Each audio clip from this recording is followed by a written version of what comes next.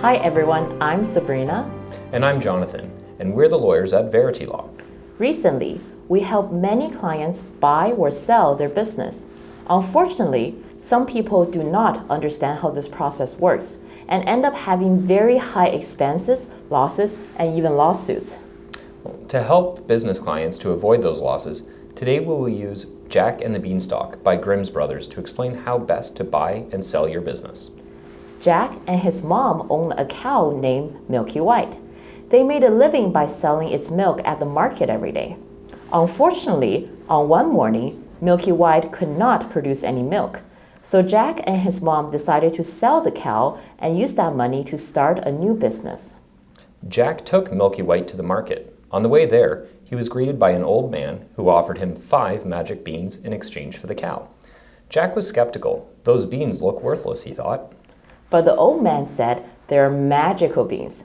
If Jack plants them, they will grow so tall as to reach the sky. Jack was convinced and decided to buy the beans. So, a transaction of Milky White for the magical beans is taking place.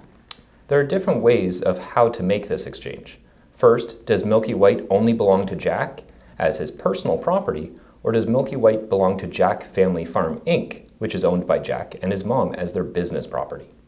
If Jack owns the cow as his personal property, then he does not need to ask for anyone's opinion when selling Milky White.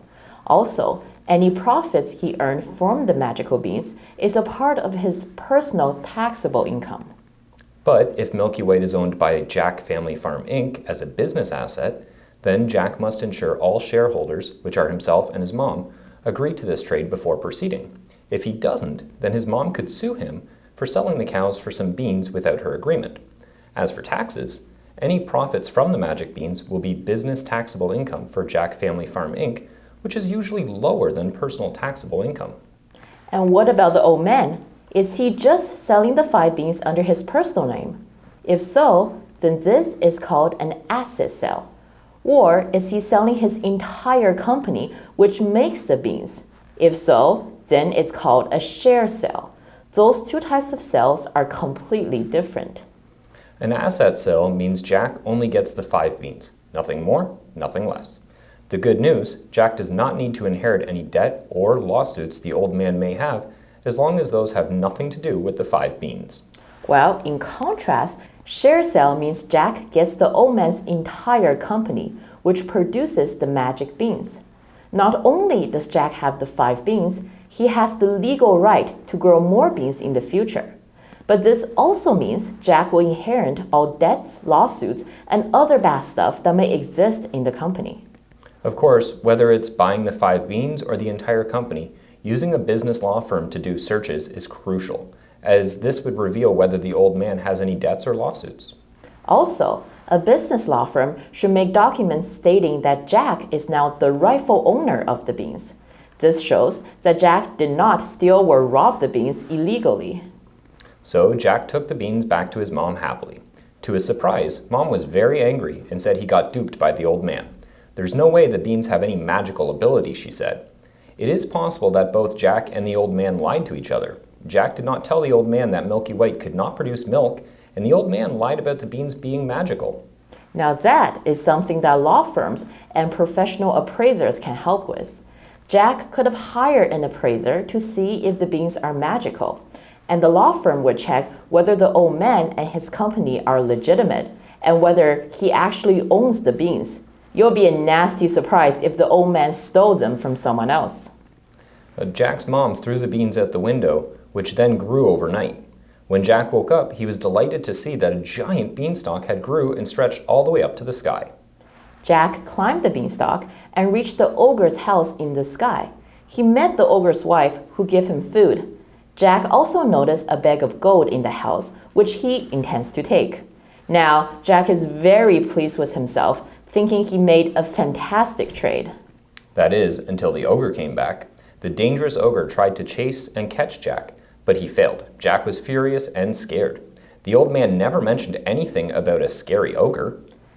To help with that, Jack should have had his lawyer draft documents where the old man promises that nothing bad will result from growing the beans. The old man should have mentioned the dangerous ogre, so use the beans at your own risk. This time, Jack was lucky. He escaped with the bag of coins, but eventually Jack and his mom finished using the money and needed funds again. So Jack climbed the beanstalk once more, wanting to get more treasure from the ogre. This time, Jack discovered a hen that lays golden eggs. Jack knew he wanted to take that next. The ogre wanted to take his nap, so his wife brought him the harp that plays music by itself. When the ogre is sleeping, Jack tried to take the hen with him. But as he was about to leave, the harp yelled, "Master, master!" The ogre woke up and went after Jack down the beanstalk. Luckily, Jack climbed faster. As he landed in his farm, he knew this was the end of it. If he wanted to live, he would need to cut down the beanstalk. But this also means the beans that he traded his cow for would be destroyed. The assets he bought would be gone. But Jack had no choice. So he took an axe and cut down the beanstalk, which fell down. The beanstalk, once cut, is now dead and useless. However, if during the trade, Jack made the old man promise in writing that the beans could be reused, then this would be avoided. This promise could state that the beanstalk would survive being cut, or that the beanstalk would produce new beans for Jack. But as Jack did not take such precautions, he now lost the assets he bought, the beans. Also, he did not choose to buy the old man's company. He does not own the right and does not have the means to make more magical beans. Once those 5 beans are used up, what he bought is gone. But Jack, sad about losing his assets, cut the beanstalk too late. The ogre landed safely. He demanded Jack to explain why he was stealing from him. Jack told him the truth, that he bought the beans from the old man and he wishes to profit from those beans. The ogre was outraged. He said he owns the castle in the sky and the old man is his business tenant.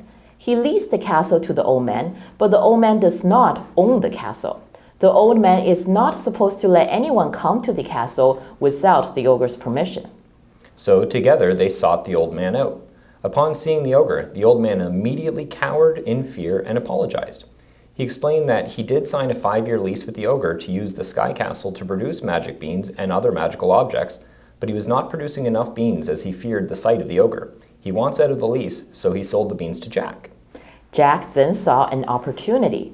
He said he will forgive the old man if he sells his magic bean company to Jack. The ogre said, "Okay, the company does belong to the old man, but the castle he uses to produce the magic beans, that belongs to me. I shall decide if you can rent the castle to produce more magical beans." Jack knew he had to prove his creditworthiness to the ogre, so he stated how he was courageous and hardworking and did not fear the ogre like the old man did.